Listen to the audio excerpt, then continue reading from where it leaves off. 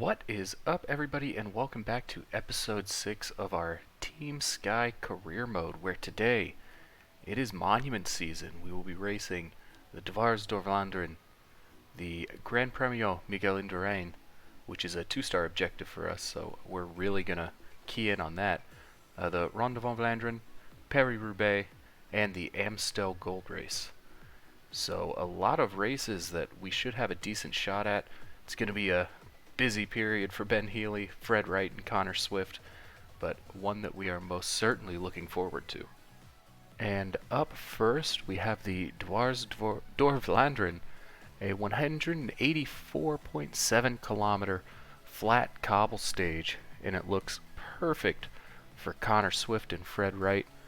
We're just gonna try and make sure we're with the lead group once we get past this last cobble section. I think we should have a pretty good shot at a top 10 at least, and maybe if nobody else is really keying in on this, maybe we can even poach a win. And with 48k left to go, a big move has gone up the road. It's like all of Jumbo-Visma just teleported to the front, and Wout van Aert, Nathan van Hooydonk, Tiesj Benoot, Casper Asgreen all in front, so we're going to have a ton of work to do to pull them back before the finish. And fortunately, with 31k left to go, we have pulled that move back. And now it's just a game of trying to get Connor Swift and Fred Wright to the line in one piece and not let any attacks get up the road. And with 23k left, Tiesj Benoot and Casper Asgreen had made another move, but we've got Ben Healy and Sam Watson and Ethan Vernon up here trying to close it down. I think anybody's going to find it a little bit difficult to break away now with so little left in the race. And with 17k to go, it's Anthony Turgis and Wout van Aert trying to break away again. This time Ethan Vernon's going to have to crank it up because we cannot let Wout get too far ahead of us. He is the one danger man that I am worried about in this race. And here with 7k left to go, one cobble sector left. It's going to be Connor Swift's turn to take over as soon as Ethan Vernon's done. We just don't want to let anybody get past us right here. Vernon, you can do your own thing. Good job today, buddy. But with 5k left, we're going to use the energy gels on Connor Swift and Fred Wright. I knew you guys will be happy to see that from me. And we're going to have to up the tempo as Mads Pedersen, Anthony Turgis, Casper Asgreen, and Wout van Aert looking to go up the road. But we are definitely not going to let them do that, as now with about 2k left, we can look to ramp it up for Connor Swift and start his sprint and get ready for Fred Wright. With about 1k left, we're going to go ahead and start Fred's sprint and see if we can hold off Mads Pedersen and Wout van Aert. Connor Swift coming to the line. It looks like Mads Pedersen might be closing, but it's going to be Connor Swift on the line, followed by Mads Pedersen, Fred Wright, and Wout van Aert as we get our first win of the World Tour season. And there we see Connor Swift taking our first win of the season in the World Tour. A big, big achievement for us, and hopefully many more to come this episode and this season. But not only that, we end up having 4 riders in the top 10 with Fred Wright in 3rd, Ben Healy in 7th, and Ethan Vernon in 9th. So of course we go ahead and win the team classification as well. A terrific result for the boys in blue. And that result has pushed us straight up into super success with our sponsors, which was desperately needed from us after missing some objectives at the start of the season, with another 2-star coming up next, the Gran Premio Miguel Indurain. And here is our squad for the Gran Premio Miguel Indurain. We've brought all the big hitters: Tom Gloag, Ben Healy, Darren Rafferty, Connor Swift, Antonio Tiberi, Sam Watson, and Fred Wright to this 199.8 kilometer hill stage, which usually I would say we would have a pretty decent shot at winning this race, especially coming off of such a good Dwars van Vlaanderen. But if you take a look at the riders who are in this race, Primož Roglic, Alex Vlasov, Jonas Vingegaard, Remco Evenepoel, we're going to have to work pretty hard to get a top 10.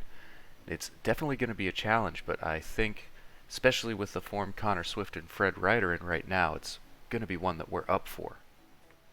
And with 50k left to go, we've reached the Alto de la Zaun, and this is going to be the last, what I would consider, big climb of the day. The rest are going to be hills, and we have Ben Healy looking after our riders who are having to use a little bit too much energy to catch up to him now, so we're going to go ahead and turn that down. Don't want to turn this into an attack from Ben Healy, but the break still 2 minutes 45 seconds ahead. Jumbo-Visma trying to pull it back, but they weren't making a big enough dent for my liking, so they're of course going to come over and block us because we're setting the pace too high. But Ben Healy really going to have to work hard to pull this back before the end of the race.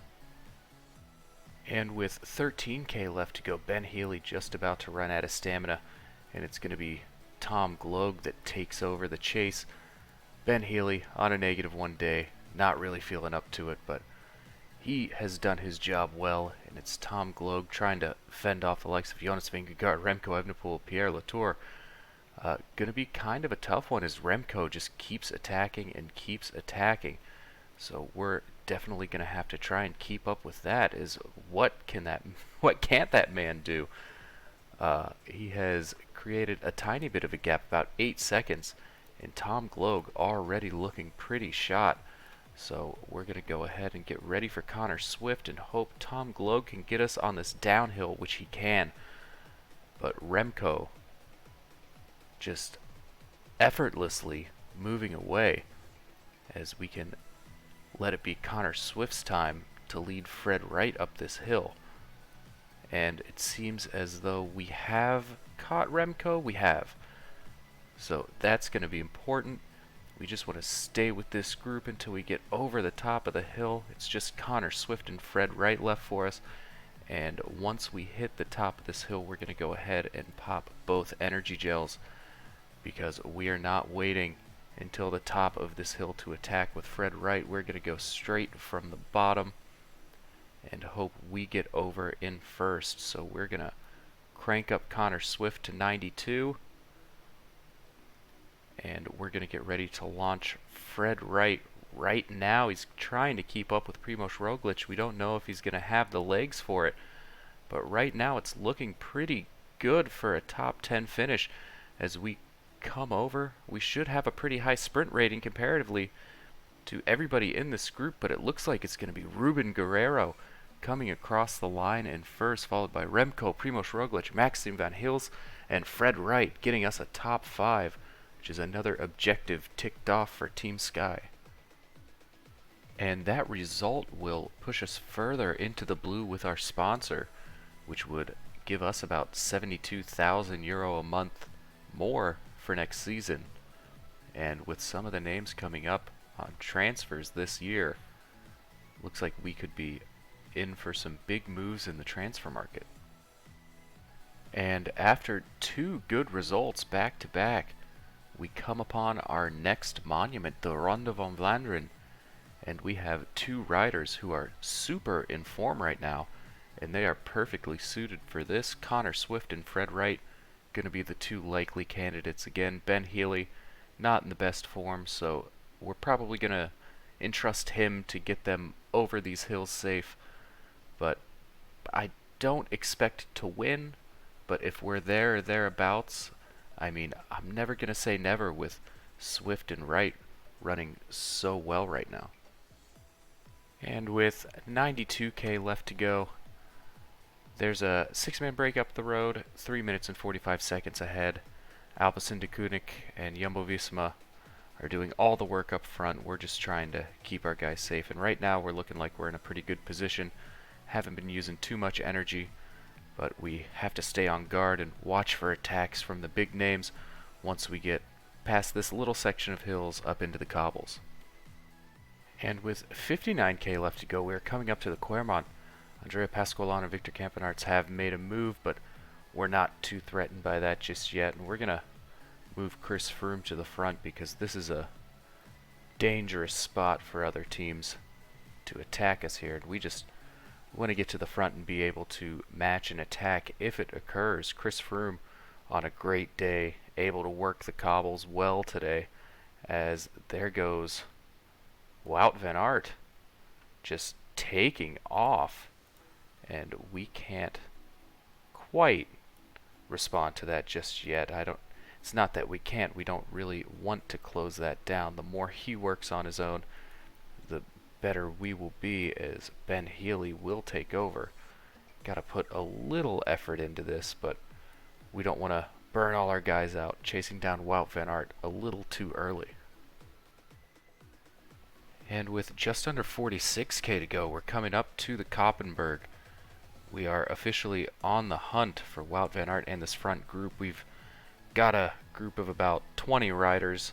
Looks like the group behind just caught on, as Ben Healy's effort is lacking a little bit over the Koppenberg, but we're trying to manage our stamina, make it to the end in one piece, and make sure Wout van Aert doesn't have just the easiest run into a win that he's had all season.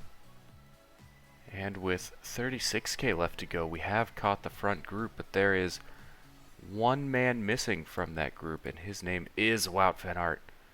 And he is going to have a very fun time trying to stay away for the rest of this race, as Ben Healy is spent and we just cannot afford to use any more of our stamina, as Ben Healy will sit up, and we're just going to sit in with Fred Wright and Connor Swift and see if this group can deliver us to the finishing line on a silver platter. And with 20k to go, we're going up the Quermont for the last time, and it's going to be time for us to launch Connor Swift. Just at the base of this hill, we want to put in a pretty strong effort, see if we can create some separation and try to recover on the downhill, because Wout van Aert, Mathieu van der Poel are caught back up into the group, but we just don't want them to attack over the top. So we're hoping Swift can stay with this group of 11 to the finish and maybe bring us home a top 10 in the Ronde van Vlaanderen. And over the Quermont and onto the Paterberg,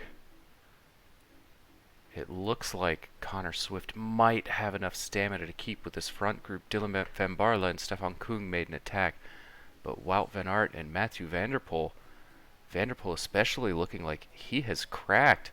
So we need Connor Swift to catch up. It seems he's falling behind on the downhill, but we can't let him run out of stamina this late. We might have to just go ahead and sit up before we reach this group and try and come across the line ahead of Mathieu van der Poel.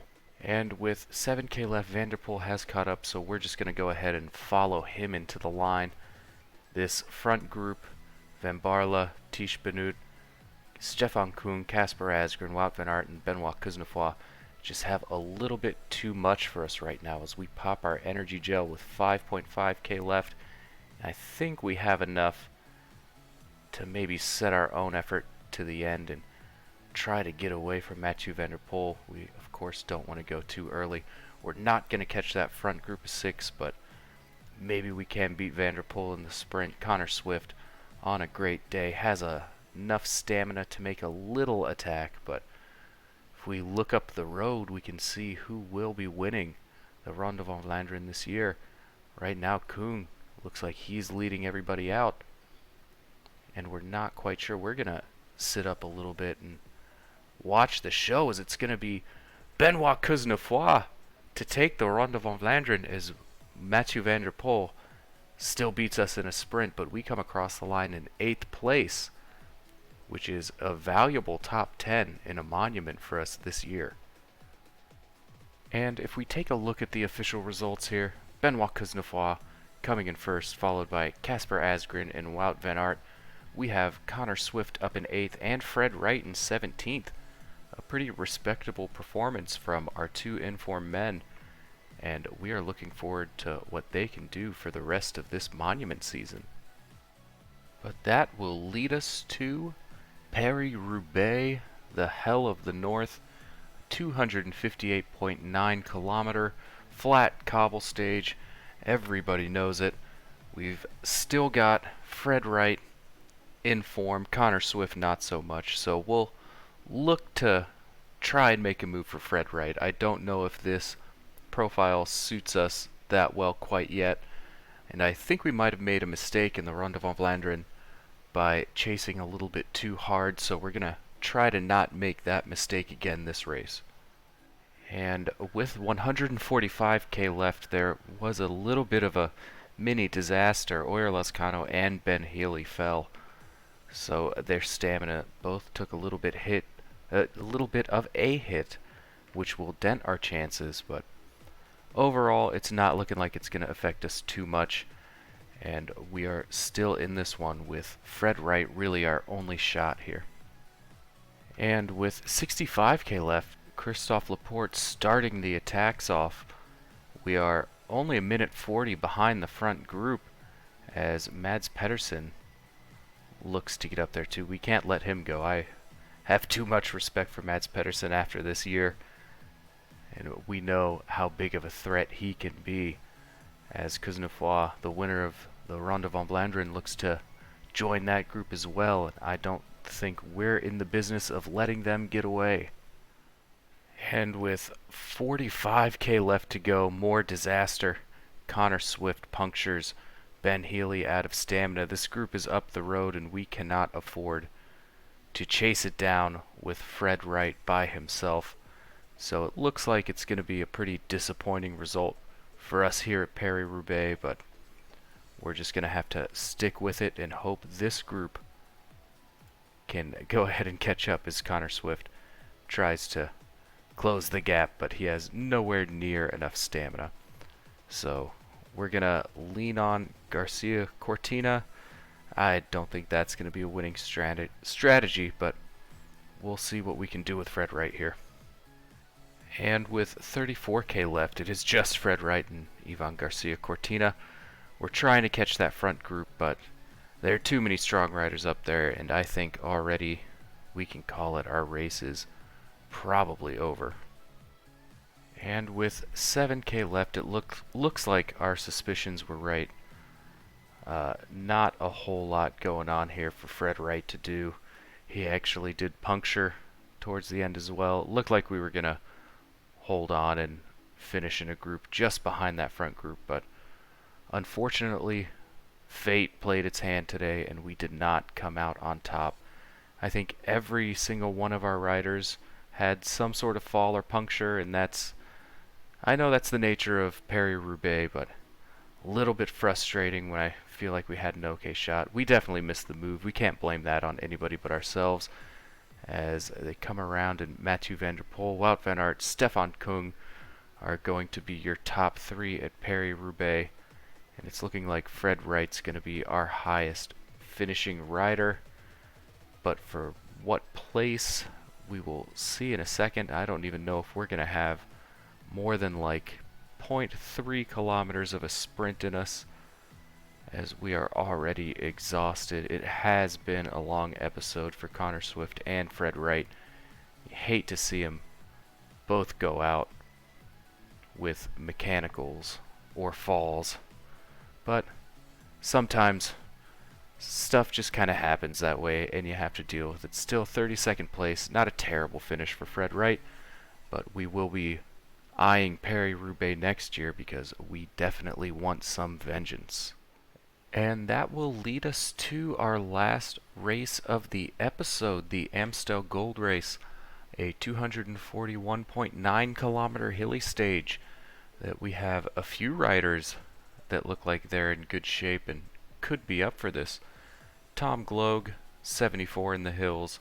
He could be an outside shot. Leo Hayter with bags of potential. I've been dying to get him into a race position where we think we could maybe get him a top 10 and maybe make use of some of that potential. And the man of the episode, Connor Swift, surprise late inclusion due to poor fitness on one of our other riders. So that's going to be the lineup. It doesn't look like the lineup's too crazy this year. I mean, Van der Poel, Roglic, Paulus, Alaphilippe. Okay, yeah, it does look a little crazy, but we're going to be aiming for a top 10, top 5, somewhere around there. I don't think we can realistically win it after the schedule we've just put our best riders through, but, you know, we're going to give it our best and see what happens. And fortunately for us today, a ton of riders having great days. Paul Double on a +2, Connor Swift on a +2, Leo Hayter and Darren Rafferty both on +3s. And I think today we can be greedy and try and get Connor Swift a few more points for the rankings, but I think we're going to have some fun with the younger riders today who look like they're going to be poised to have what could be their best finish of the season today. And with just under 40k left, Sergio Guita deciding he wants to go up the road, so it's time for Paul Double to set his pace to try and not let anybody get up the road. The brake is steadily being reeled back in as Ben Healy having trouble finding Paul Double's wheel. I don't know what happened there, but he's got some work to do as Nielsen Palace and Jakob Fuglsang decide they want to go up the road too, and that is very dangerous as Nielsen Palace at 80 hills is a real threat to win the race outright. But Connor Swift losing Ben Healy's wheel, some weird stuff going on right now, but luckily we've got it figured out as Primoz Roglic decides to take a little dig up the hill as well. But we are still in a good position, still pulling back the front group, and we are in this with a real shot at the Amstel Gold Race. And with 26k left, Paul Double doing an incredible job leading our team up these final series of hills as we've caught the front group and created a little gap of about a minute back to the group behind, as we're going to keep up this pace because we have more than enough riders in this front group to maybe stay away until the end. And with 16k to go up the Cowberg, Ben Healy trying his hardest to stay with this group, but he just doesn't have the legs, or will he? We are going to burn his stamina out trying to stay with this front group, and he just catches on a group of 10 riders as Kuznefroy goes again, but we're not going to let him go as Ben Healy, being a workhorse for the team right now, trying to claw this back, and he is just going to run out of stamina, and it's going to be on Connor Swift to pull it back for Leo Hayter and Darren Rafferty. Perhaps this isn't the best lineup choice, but right now it looks like we are pulling them back with about 9k left to go. We want to preserve our red bar with Connor Swift, and we can ramp up the pressure a little bit. Leo Hayter looking like he is in a pretty decent position, and we do not want to let Van der Poel and Kuznefroy get away scot-free, as we might have to just go ahead and launch an attack with Connor Swift. Not quite yet, not quite yet. We're going to go try and bridge the gap and let Leo Hayter do his own work here. Towards the end, 4k left. It's uphill. We're going to go ahead and get energy gels on everybody. And we're going to get Leo Hayter working on the front right now. Darren Rafferty can protect him if he can.